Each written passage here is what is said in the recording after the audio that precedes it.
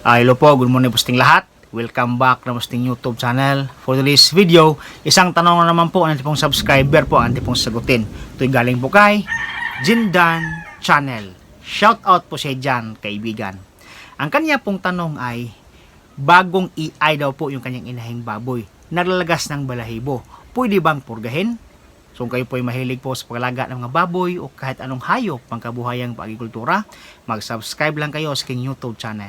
Ryan Patinio Agri Farming, Family and Kitchen Adventure. So ngayong araw po mga kaibigan, atin pong pag-uusapan yung tungkol po sa papabulong ng mga inahing baboy. And then, pagkatapos po silang magbulugan, sila po ay naglulugon po mga kaibigan.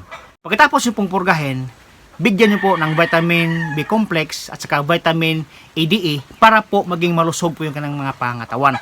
Para po mayroon po silang magandang health condition. Nang sa ganon, pagdating po ng araw ng bulog, marami pong biik ang mabubuo po doon sa loob ng kanang tiyan.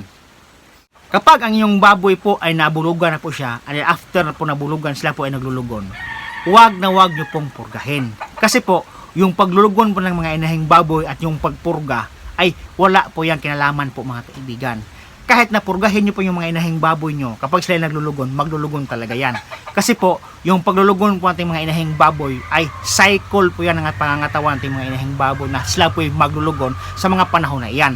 Lalo na kapag sila po ay bagong walay po sa kanilang mga biik, and then after mga 3 araw nalalandi po sila, pinabulugan po natin at naglulugon po sila, normal na po maglulugon sa mga kaibigan. Basta ang importante dyan ay nabulugan muna bago sila naglulugon.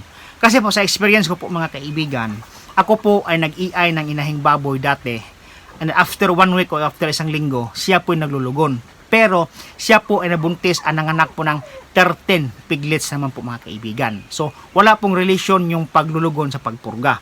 After bulog, wag po kayong magpurga. Kasi matapang po yung medisina ng pangpurga. Kapag kayo po nagpurga after bulog, mayroon pong posibilidad na makunan yung mga inahing baboy nyo. Mayroon pong posibilidad na malusawan yung mga inahing baboy nyo. Mayroon pong posibilidad na hindi po matuloy yung kanyang pagbubuntis. Kaya iwasan nyo pong magpurga pagkatapos ng bulugan yung mga inahing baboy nyo kahit na sila po yung naglulugon mga kaibigan. Ang inyo pong gawin ay dapat pagkainin nyo po ng breeder feeds 1.5 kilo to 1.75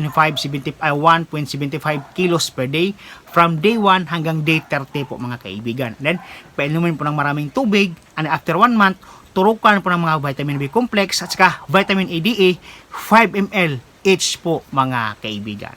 So yan po ating vlog ngayon at maraming salamat po sa inyong panonood. Happy farming po mga kaibigan. See you next time. Bye-bye.